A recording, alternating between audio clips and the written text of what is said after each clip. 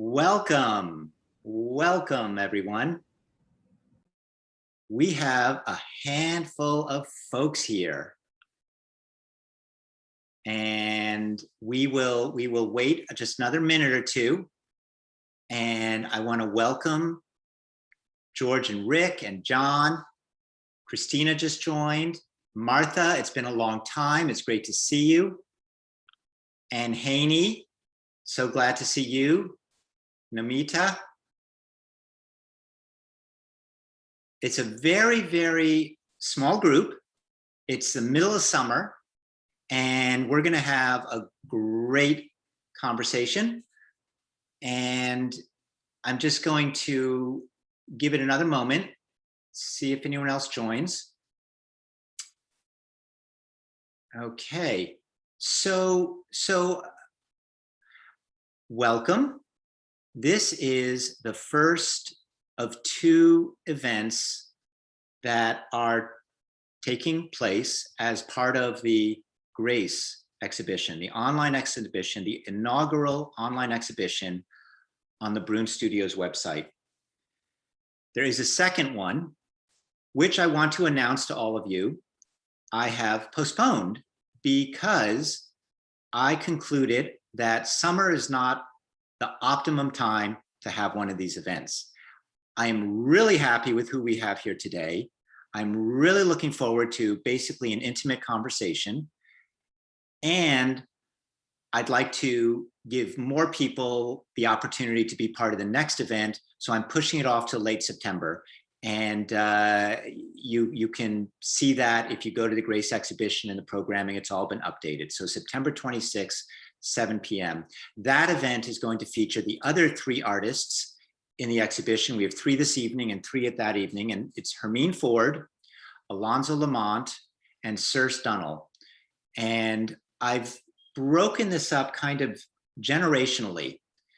Today we have three young artists, and on the next event, we will have three older artists, three more of my age. If you have seen the Grace exhibition, if you've toured it already, great. If you have not, no worries. We're going to have snippets of it this evening, and you'll have plenty of time to explore it on your own, and I highly recommend you do that. We have a link to the Grace exhibition going into the chat box. And you can go there anytime or just cut and paste it for yourself, just for your reference. Okay, so what I'm going to do is I'm going to start introducing our artists. And I'm going to start with Daniel Anastasio. Daniel is a classical pianist. He also is a bit of a impresario in that he organizes concerts and he's part of groups. He teaches, he lives in San Antonio, Texas. I met Daniel 5 years ago when he was in residence at Yellow Barn as one of the young musicians. And I was there as a resident artist and was really taken not only with obviously Daniel's abilities as a pianist, but really his affect as a humanist and his openness and how clearly he could speak about the human aspect of his work. So let's welcome Daniel, and I'm going to spotlight you. Hey, you want to unmute yourself, Daniel? I am unmuted. Hello. Hey, welcome. So listen, I'm just going to have you sit there for a minute. Welcomed. And I'm going to next bring in Phylicia. I think many of you on this call know Phylicia Ghee, and she is frankly a remarkable artist. I've known Phylicia for about 7 or 8 years.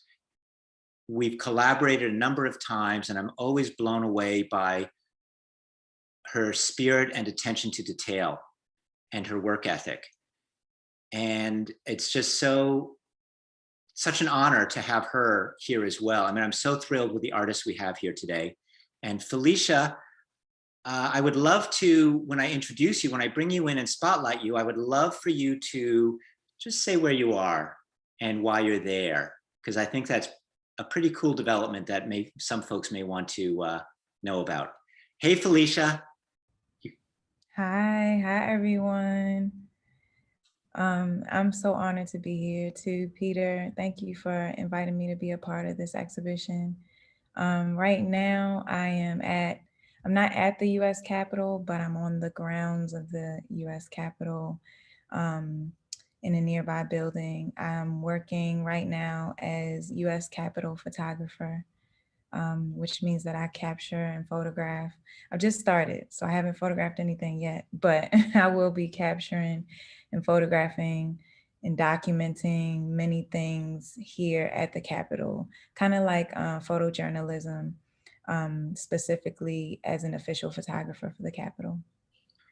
Which is pretty spectacular. And so the reason Phylicia's at the Capitol is she did not have time with this new position to get home to a proper computer and Zoom spot. So there is a third artist, and that is Alexy. And Alexy texted me in a bit of a panic a little while ago, and unfortunately is running late. So we will bring Alexy in as we go. In the meantime, before we start, so what we're going to do is we're going to take a little dive into each of the artists' contribution to the Grace exhibition. We'll chat a little bit about each thing that the artists share, but then we'll have time at the end for a more general conversation about issues, ideas, and topics that come up for folks. In order to make sure you guys participate, I want to point out a couple of things.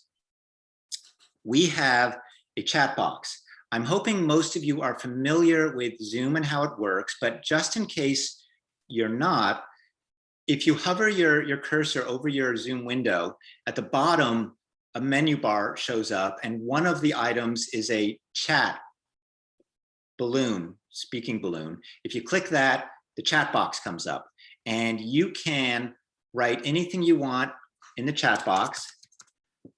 I just wrote hello to everyone. And you can either write to everyone or you can target a message.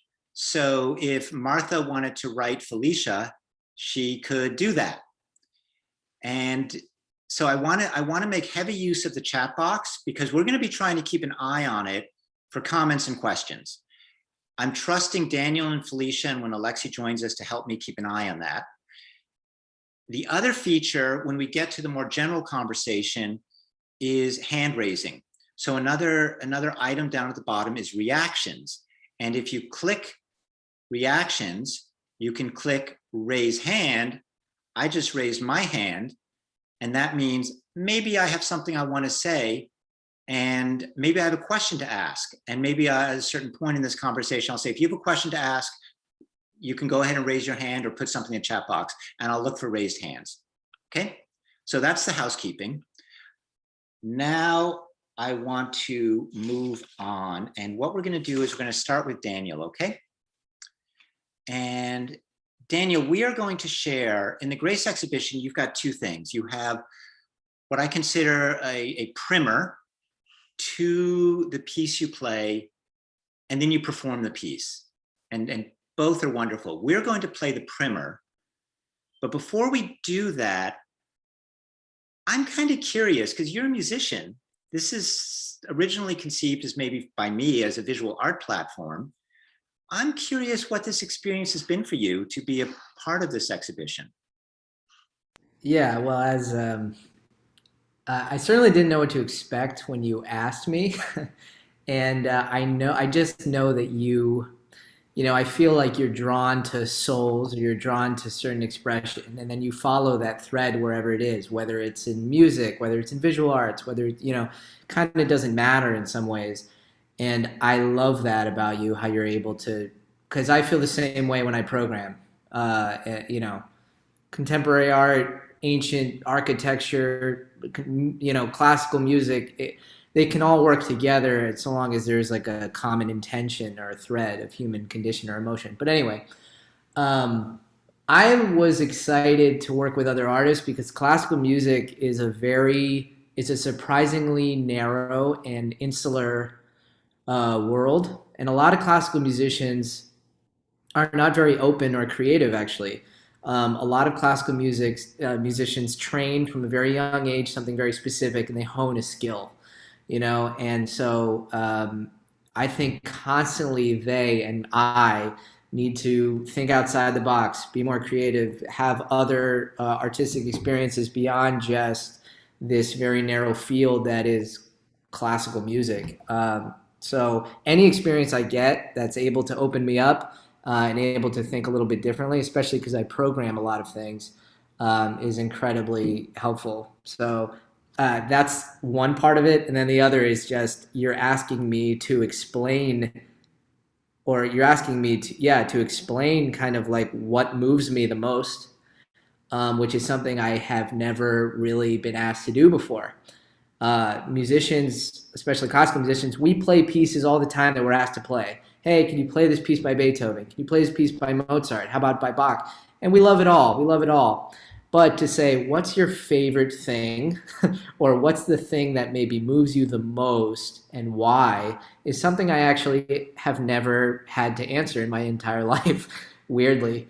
So this was an opportunity to do that, to take a piece that is like, wow, this hits me and I can't stop crying when I listen to this. We all have those experiences with art.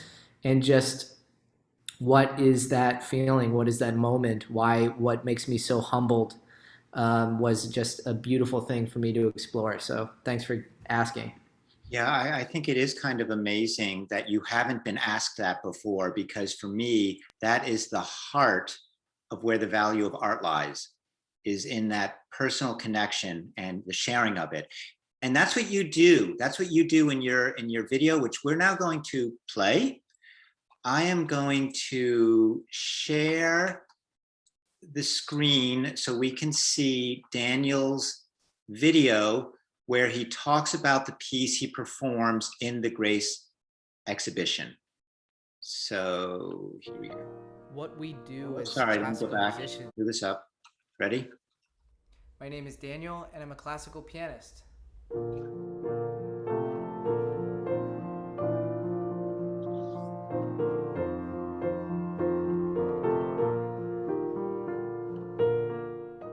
What we do as classical musicians is constantly excavate.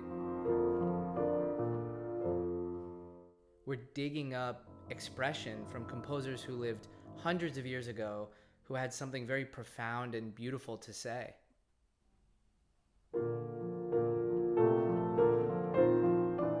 And by interacting with the material so directly, by practicing it and performing it and developing a relationship with it, we discover a place of vulnerability and humility and connectedness that I chase on a daily basis.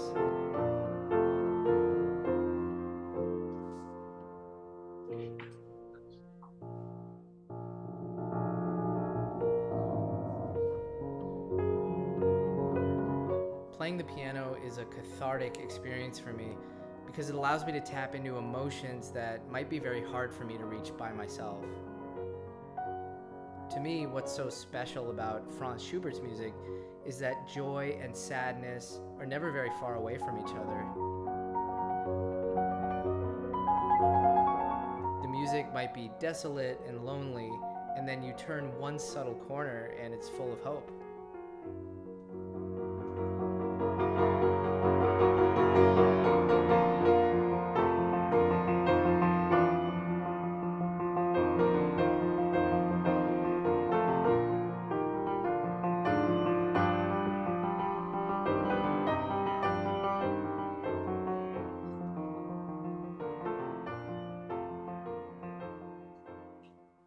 For me, the second movement of Schubert's B-flat piano sonata, the last sonata he wrote in the final months of his life, perfectly captures this juxtaposition between a deep sadness and nourishing hope.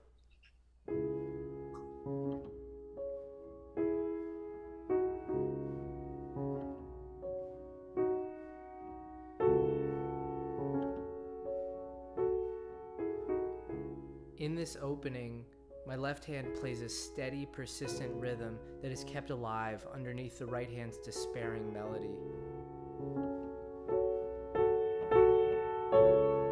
This left-hand figure is a heartbeat.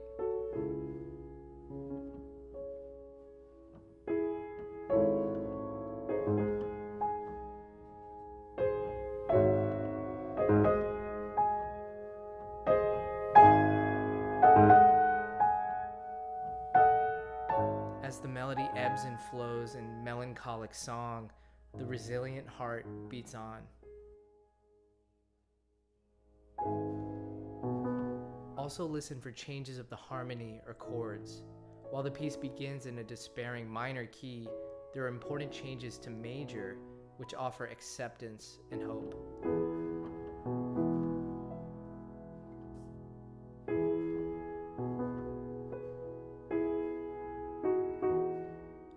It's incredible to me that, knowing his death was near, Schubert chooses to express acceptance and hope through his music, overcoming the darkness that was enveloping him.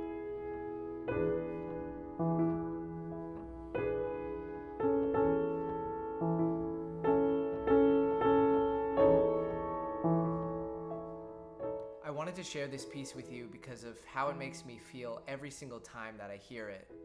I can relate to the painful, isolated opening, and I know we all have dark moments in our lives, but what's really moving to me about this piece is how that darkness and pain turn into a kind of acceptance that emanates warmth and love.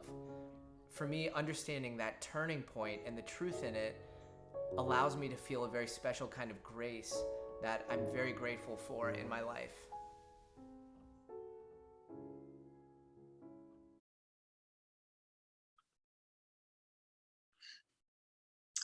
Yeah, there's Martha. Yeah, clapping. Thank you.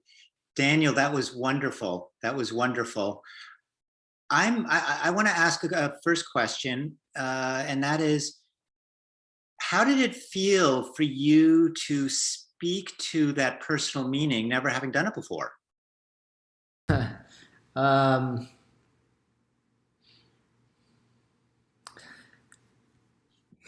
It's hard, actually, because, sorry.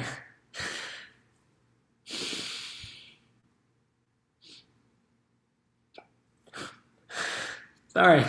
It's totally okay. This is real. This is real. This is listen, this is what it's about, right? Yeah, it's I think yeah, no, it's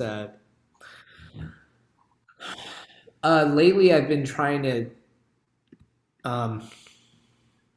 basically it's a cliche, but get more in touch with my feelings, which is, it's kind of ironic that I don't sorry. I always feel like really good at I've been really good at explaining my feelings, um, but as a way of like defending myself against feeling them in some ways. So like I use a lot of the front of my brain, I guess, to philosophize and construct and explain things and justify, but I don't always allow myself to really like let go into those moments of feeling. Maybe because I'm like ashamed to do that, or like I don't really know. But I think also partly as classical musicians, we aren't actually trained not to, because if we feel while we're playing, it's really distracting because we're performing. We have to perform for you. If I start getting overcome with emotions, there's no way I can. It's too complicated. All the things you have to take care of in the music, and to demonstrate and to show it. So, one of the first times I was like profoundly moved by a performance was when I was 15 and I was at Tanglewood. And I heard someone play Beethoven Third Concerto. I guess it might have been anything, but it's the second movement. Andre Watts playing, and I was crying and crying and crying for like, must have been an hour at least. And I wasn't ashamed of that at all. And it made me feel like, oh, I have to do music. But then, since then, it's like such a rat race, actually, to just to learn the damn instrument.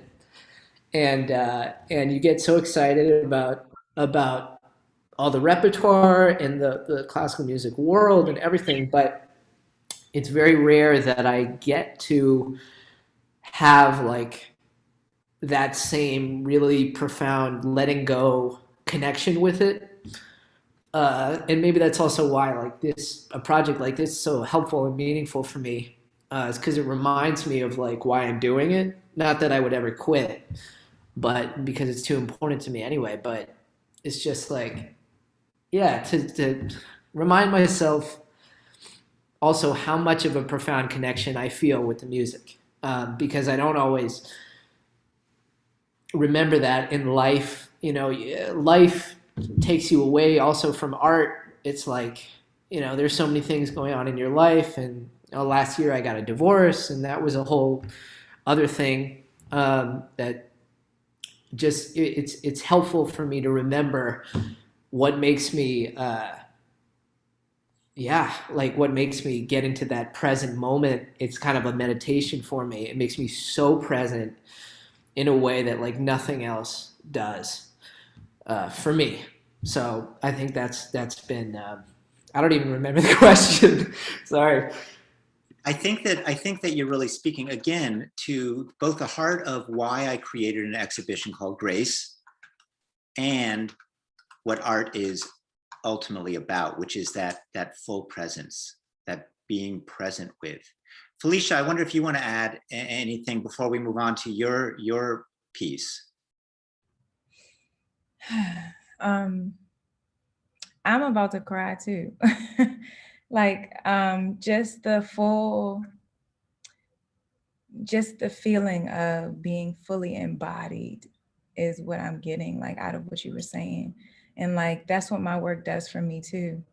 And I think that that's what grace is. It's just this feeling that when you're like, life can get us so myopic into this like pointed focus, but it's like these moments happen when grace comes in, and it's just like it's like a big stepping back. It's a big stepping back. It's like this in this full immersion into your life in a way that makes you realize your heartbeat again. Just like I love that the way you described the way you were playing, like the left hand being the heartbeat. And that to me is so powerful because it's always there. Like the sorrow is happening, but there's always this persistent heartbeat. There's always this like essence of grace that's accessible, but it can get, you can get focused on that right hand and just be listening to that melody. But then you realize that this one has been carrying you the whole time, and so just like this presence of a multitude of emotions, I think is so powerful. And I think you spoke to that so perfectly, both in what you said and through just like your playing of the music. Yeah. Thank you. You gave us that moment of grace that we all want. So Phylicia, I want to turn on to, so what we're going to do is look at Phylicia. Hopefully Alexy will be able to join us. And then we're going to open it up. So if you've got questions specifically to Daniel about his piece, or after Phylicia's about hers, we'll have time for that at the end. We're just almost halfway there, not even. So we've got time. So I am going to turn to you, Phylicia. And before I share your video, and let me say, what we're going to play is an excerpt of a video called 846. That's called 846 for a very specific reason. And as you and I had discussed previously, to play an excerpt feels almost blasphemous. but because of the constraints of time, that's what we're doing. And I want to be sure everyone recognizes that what we're going to play is actually an abomination of the full piece.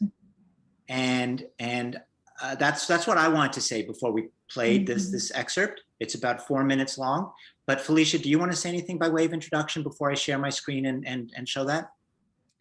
I don't think so. I honestly think we should just play it, and let it speak for itself, and then we can talk about it. How's that sound? That sounds really good to me. So let me see if I do this correctly again. Okay, I got the right one lit up. And hopefully we're at the beginning. Oh, no, we're right at the end. So let's go. Whoa, wrong one. Let's try that again. Stop sharing screen. Share screen. There you are. Share. And we are at the beginning. Okay, here we go.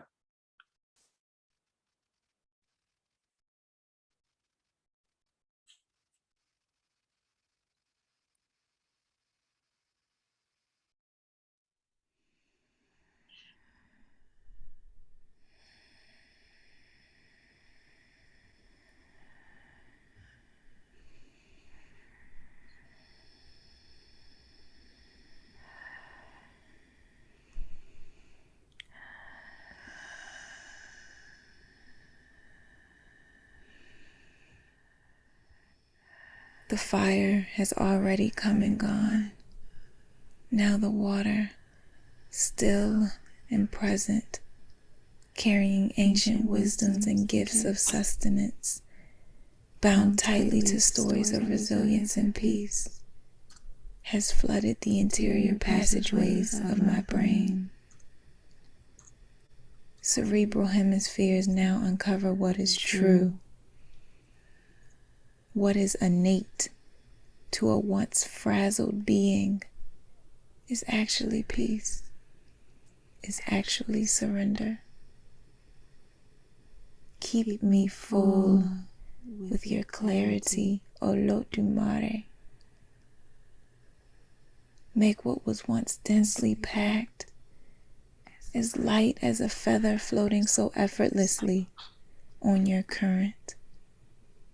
Lead me deeper into wisdoms that anchor me in presence and flood me with spirit. Pulsing with life force, Ashe, it is not that I now float above the experience of life, but that it flows through me, so uninhibited that even grief bleeds into an inner deepening of true peace. Stillness, chiseled by life's undulations, grounded in the reality that we will not just survive, we will thrive. We will embrace wonder and peak with joy. We will cry with reverence and peace as it proliferates our bodies and seeps into our genetics so that future generations will experience it as the essence of being alive, perpetuating a new cycle, that of freedom, true freedom, that of bliss, of innate abundance. Ashe.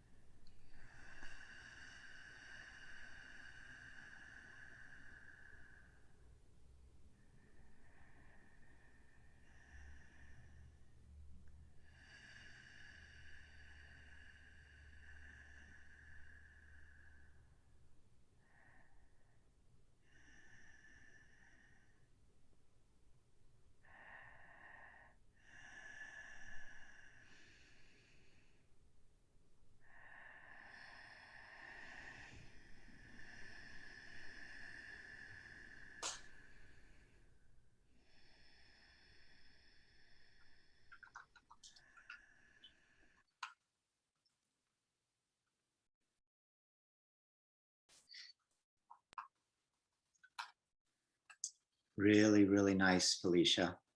Really nice. Thank you. You had mentioned to me, we had a conversation previously about, actually a conversation you had with someone else about breathing through the piece, breathing with you. Breathing anchors that piece. Yeah. And I was doing that a little bit during that excerpt, and you're absolutely right. It's a very powerful way to experience that piece. Mm-hmm. And maybe you can just, at this point, maybe you could say a little something Mm-hmm. about what led you to this piece. Okay. I made this piece in 2020, in June of 2020, right after, or during all of the uprisings, during all of this eruption of energy that's been an undercurrent for so long. And it's called 8 minutes and 46 seconds because that's the approximate amount of time that the officer kneeled on George Floyd's neck, murdering him. And I watched the video, and I was in a space of really researching a lot about my ancestors, researching a lot about the histories, doing like studying, William Steele's book, those records. And this happens, and it felt like just this persistent energy that's always, that's been there in this country for, since the beginning. And to watch that really like destabilized me. It really floored me, and it just, I don't even have words for what I felt. But I knew in that moment that I needed to do something. And this was about like creating an offering. It was about creating an offering for myself, but also offering for anybody who would watch it, anybody who needed it. Especially, anybody who feels that the way I felt that, and this was something that brought me back to grace. It was a call back to grace for me, because I just started to document. I started to document these moments. I was doing all of these things, inherited and learned healing, restorative practices, you could say, but these are just life practices, that I've learned from my grandfather, that I've learned, I'd say through genetic memory, just things that come naturally, working with herbs, trying to nourish my body, trying to take care of myself, doing these things that would restore me in this time and restore my family, because there's a certain type of grief that that came up for me from that experience of seeing that and all the things, that I've seen and known about over the years. And this was a medicine. This was my medicine. I said, I'm a document. I'm just, it was just very, very impromptu as well. So, I'm making tea and I look at it and I see it. And these are moments that I would say that grace just was like, that it showed a glimpse of itself. And then I said, I'm gonna pick up my camera to remember this, to remember the grace in this moment, in the midst of this pain, and so I would document those moments. And that's not just one of the little snapshots is from inside the film is from years ago. And so this is a practice that I've been doing anyway. Something about photography and video and documentation that's always been really beautiful for me is that it's always helped me to lean in to see different moments from different perspectives, but also it helps me remember. It helps me remember. And so this was an act of remembering. It was an act of asking questions and seeking answers in the doing of these restorative and healing practices that were sustaining me at the time and allowing me to, like, literally allowing me to be okay. In the midst of a storm, it's like I feel like what grace does is it just shows up in a moment that's not okay, but it says to you through whatever form it comes that, like, you're gonna be okay, even when nothing is okay. So that's kind of what I was documenting. And I also felt it was kind of I didn't like that people were saying, I can't breathe. They were chanting, I can't breathe. Because if anything, all I wanted was to have George Floyd to have breath in his lungs. Like, all I wanted was for, us to be breathing deeply, to be fulfilled, to be thriving, to be, living fully. And so I said, I'm gonna breathe for 8 minutes and 46 seconds, because what can I do to honor these lives? Like, I can try to be fully embodied. I can try to be fully present for my life. And so I breathed. And what happened to me after that time, because I breathed consistently for that time, and I felt different. I felt the shift. And so that's why I thought it'd be so powerful to encourage, as a hopeful encouragement, that people would also breathe with me, to shift that internal state, to oxygenate the cells in the body, to activate the vagus nerve, to shift, from stress to some semblance of calm.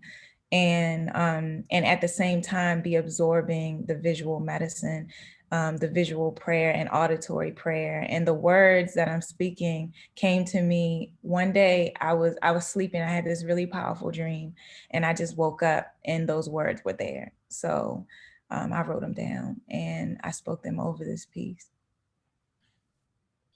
Thank you. I mean, I love that insight in it. I want to say that Alexy has joined us, so I'll be bringing him in soon. But before we do that, a couple things. It's a comment here from George, speaking of your actual intimate performances and recognizing that you managed to translate that into video really well. And it's really remarkable to have done that. And the other thing is, before bringing Alexy in, Daniel, do you want to comment on Phylicia's piece before we move on? I was just floored by it. I mean, it's incredible. And it's, there's so much in it. It's like videography, spoken word, the breathing is like, it really adds so much, because it's such a kinesthetic, like, all of a sudden it makes us feel what you're feeling, right? So even at the very beginning, it's like we're in the mental state of what you're trying to express right away, just from a couple breaths. We're totally in it, um, and it forces you to be present. Like, that's something that breathing does. When you hear someone breathing, you can't help but imitate the breathing or to start breathing yourself.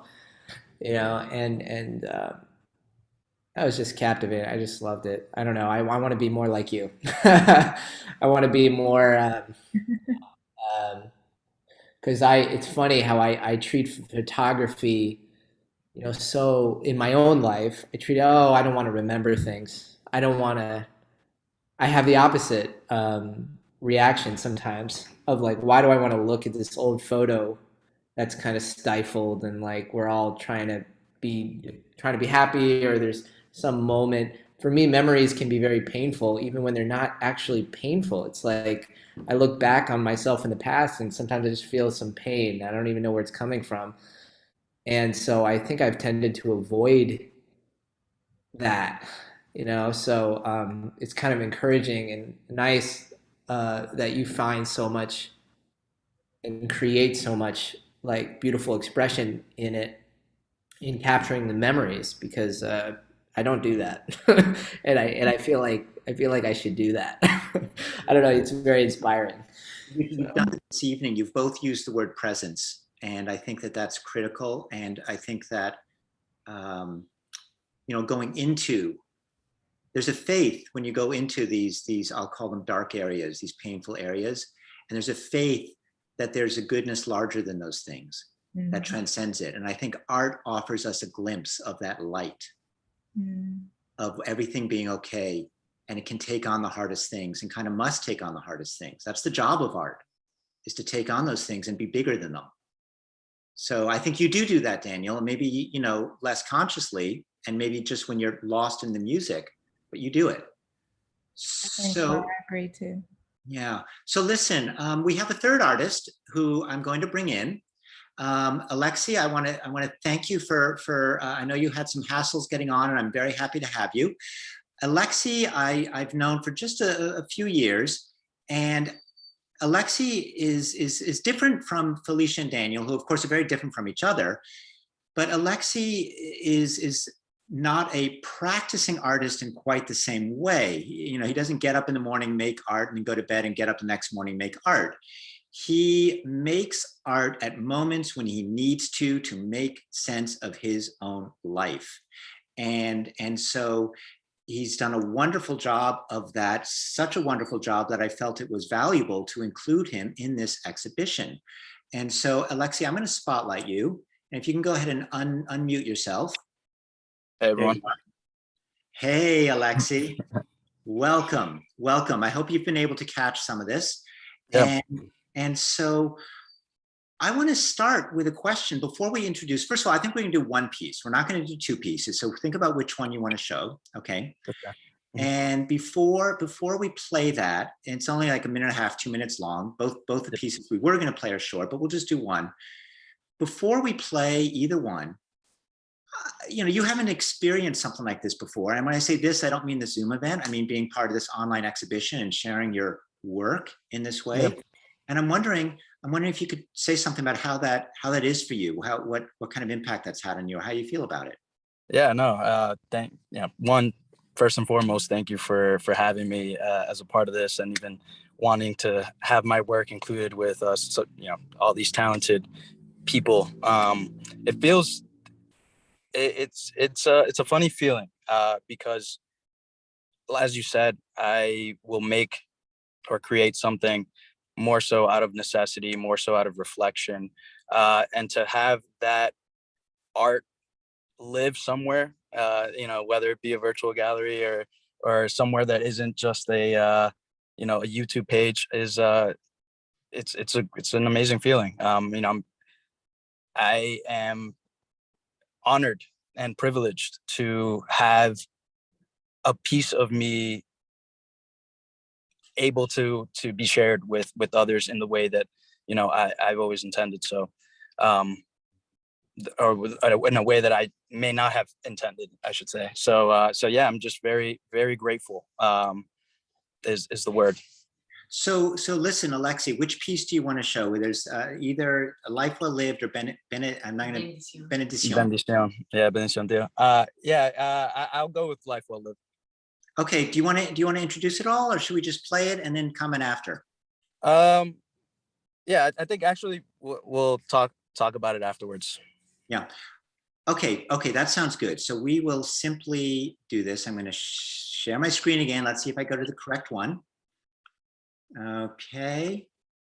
And let's see, where is it? There it is. And play. How do we measure a life well lived? Grandpa used to say, a man is known by his strength, but lifting a weight doesn't create happiness.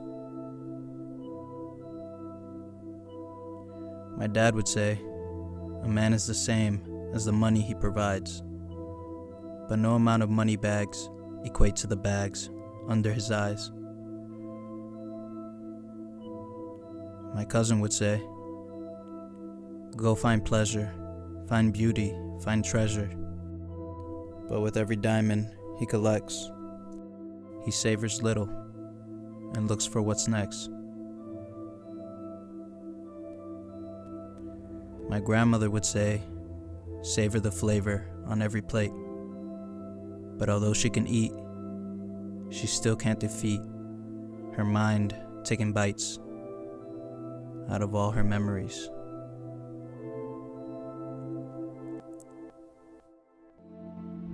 My uncle would say, laugh like you can't breathe, like the air's filled with smoke. But despite every joke, life left him broke. Didn't crack his spirit, but it did crack his hope. My mother would say, to the moon, to the stars, if you love in life, life loves you right back. And yet look what life did. Turned her parents to kids. Turned her love into energy they feed off to live. So here's a question I'm struggling with an answer to give. How do we know how to measure a life that's well lived?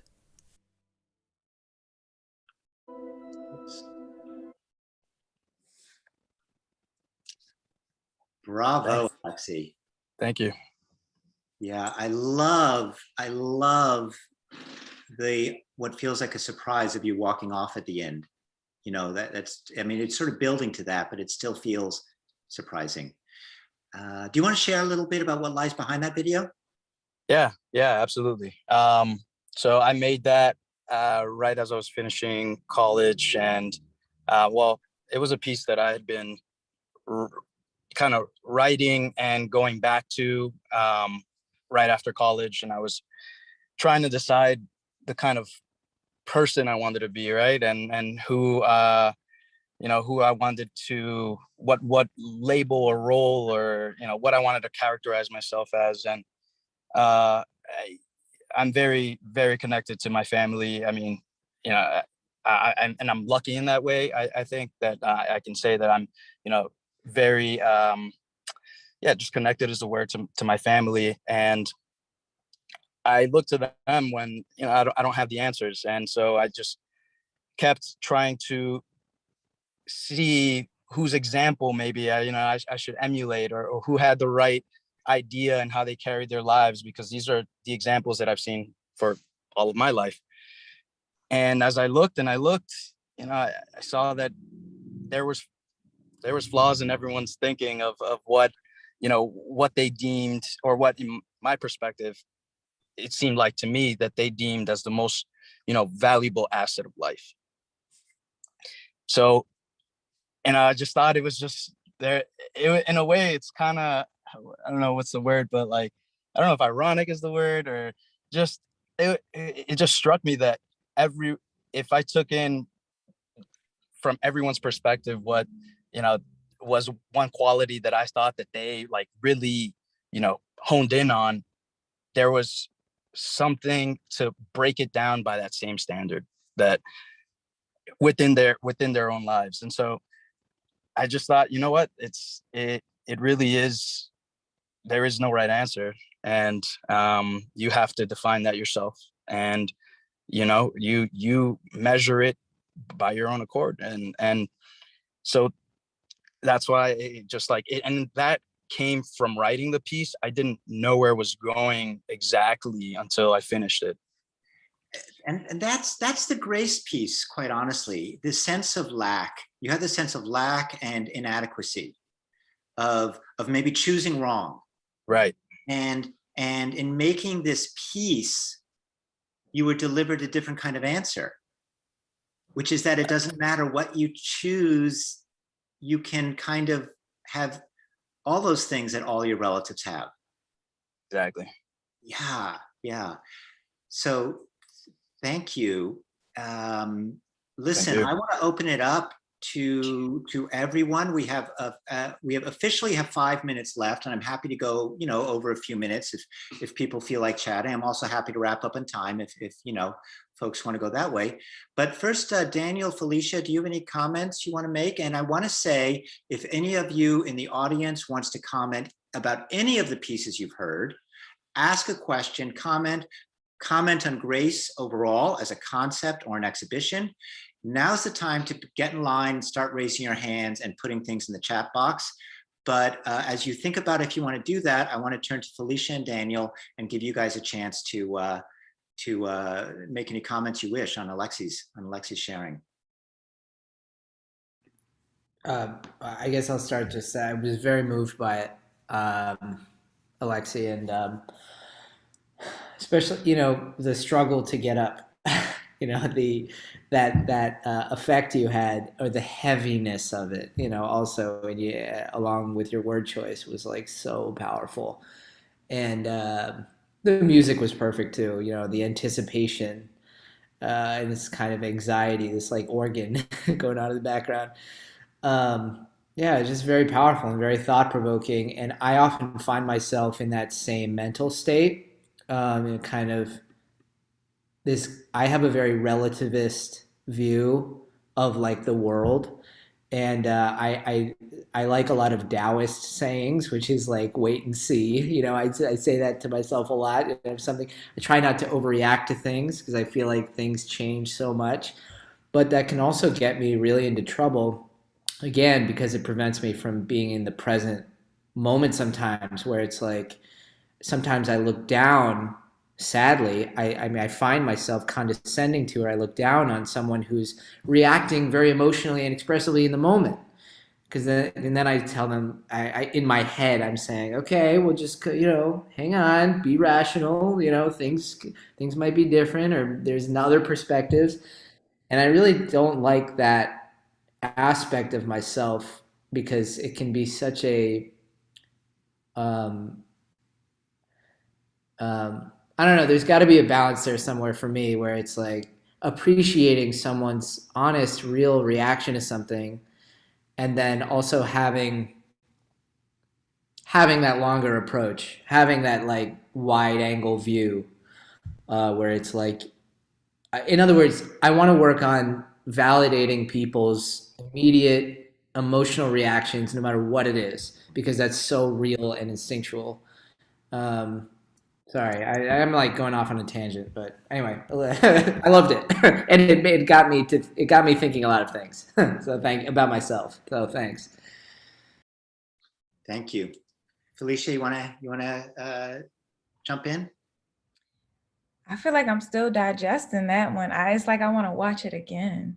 It was very powerful. I feel definitely what Daniel was saying, like that heaviness, and then the getting up, and then it's back. It's like, I don't know. I feel like you kind of gave us a visual representation of like these undulations of life, that are constantly happening. And I also love the ending, what Peter said. Like I don't know, I felt like I breathed a sigh of relief, like at that moment.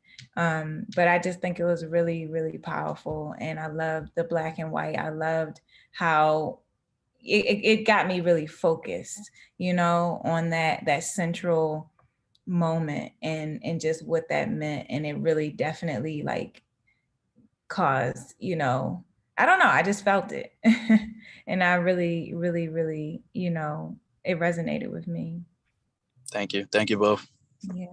In such a short time too, it's like very concise. It's beautiful. Yeah. It's like a poem, a visual one. Exactly. Thank you. Yeah. I will make a comment. I'm looking in the chat box, and again, I will say George has weighed in. and has pointed out, Alexy, that what you've done is you've successfully aligned images, sound, and words. And he adds, which is not often achieved at such a high level. And what's interesting to me in talking with you about this piece is you always talk about being a writer. And I honestly wasn't even sure how to describe your art practice, because I know you think of it as writing, but then you do this beautiful work with video and sound. And I wonder if you want to say something about the relationship between the sound and the writing, or the video and the writing, you know? Yeah, sure. So the sounds that are not my own. I will. The sound for that was actually the backdrop of a movie called Interstellar.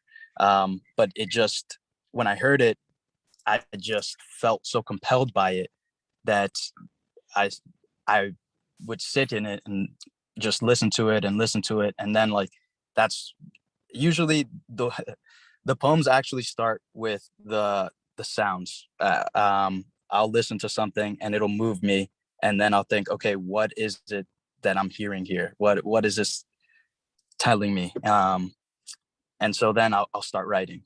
And then after I start writing, I say, okay, well, I don't want to just have these words stay on a piece of paper, or on a screen, because then you can't really feel what I'm saying unless I say it the way that it's supposed to be said, So then that's when I try to speak over the sounds, and then the video piece comes at the end, when it's all right.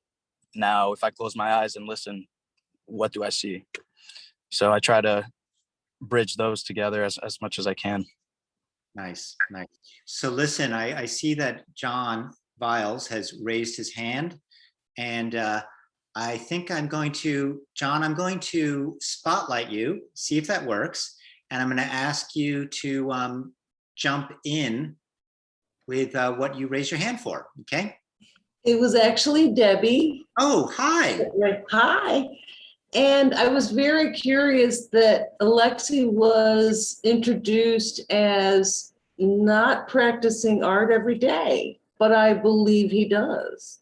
And he, as a writer, is an artist, and as a videographer, photographer, I mean, I think you must practice every day, Alexy.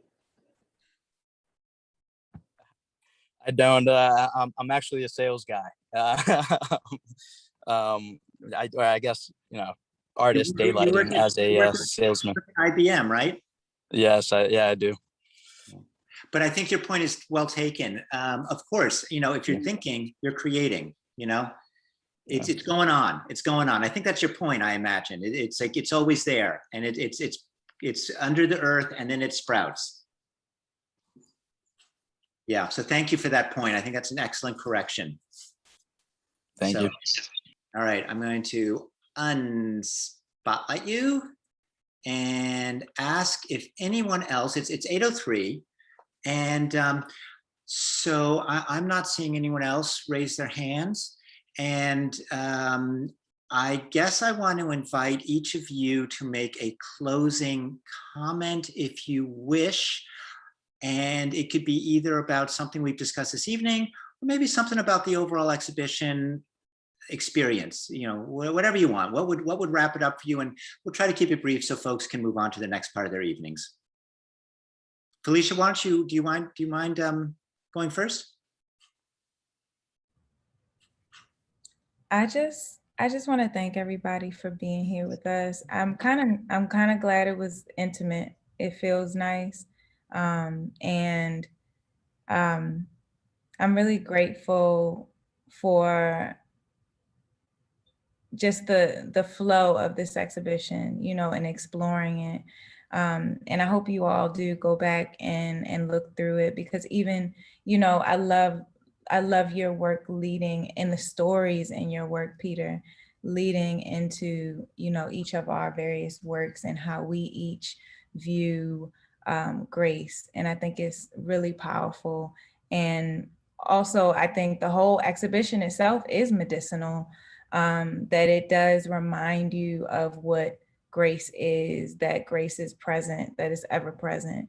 It helps you tap into grace And just it offers this softening that the way grace does. And so I'm grateful to be a part of this. Yeah, it's been a wonder. I mean, this is why I do this, is for this connecting, and it's really a great feeling to be a part of this conversation with you guys. Alexy? Yeah, thanks. I would say that for me, yeah, just as a whole, just grateful. Like Phylicia said, everyone should check it out. Check out the work that you've done to create the foundation for this exhibition, and it's just been a very cool experience connecting. And as was said before, the whole thing is medicinal, and each art piece plays that role in providing that sort of medicine. That when we first spoke, Peter, about grace, and we talked about what grace meant, we said that it was sort of like the music in the silence. And I think this exhibition with all these talented people really captures that feeling. So, just thank you. Thank you. Daniel? Yeah, I mean, for me, even today, it's like a healing that I didn't know I needed. I think that happens a lot with me, and maybe it happens with other people too, where it's like it's not that I'm necessarily going through something profoundly difficult in any one time, but then when I'm brought back to moments like these, it's like it makes me, it reminds me of what's really important, to me. Um, and so that's what I'm most grateful for, is like there's no value on this. It's like it's infinite value. It's just so incredibly important. And it's like, yeah, I guess the fact that I feel like this could be the seed. Your website and this project could be the seed for, even though for you it probably already feels like a fully grown tree because you've done so much work on it.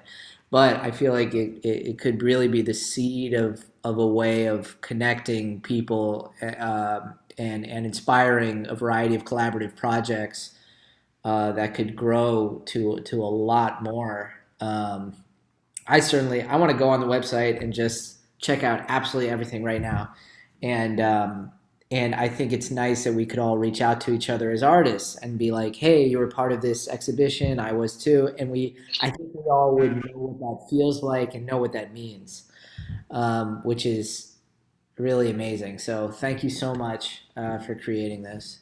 Well, it's been my pleasure. I want to, in closing, point out one comment in the chat box, which I think really gets to the heart of summing up the power of this evening. This is actually Kathy Odell, who also wrote the introduction to my section of the exhibition. So shout out and thank you to Kathy, who wrote, "I'm struck by how vulnerable everyone has chosen to be in their work and in person here tonight. I'm thinking that choice is what allows for grace. Thank you." And she has thank you in bold caps. Absolutely, that choice to overcome that fear and allow yourself to be in that place of vulnerability opens space for grace to enter. All we can do is sit and hope to receive it, but we need to be open to it. And that openness calls for letting the walls down and allowing ourselves to be vulnerable. And I think, Kathy, you nailed that. So thank you, Phylicia, Daniel, and Alexy, for in your art and in your presence, letting those walls down, letting that vulnerability in. Daniel, you have no idea how great I knew this conversation was going to be when you broke down in tears the minute you opened your mouth. That just created a space for authenticity, which is a beautiful thing. So thank you all. We will wrap this up, and I will stop recording it and may hang out a little bit if anyone wants to join for a conversation, but I'm going to say goodbye and thank you all very much. Thanks, everyone. Thanks so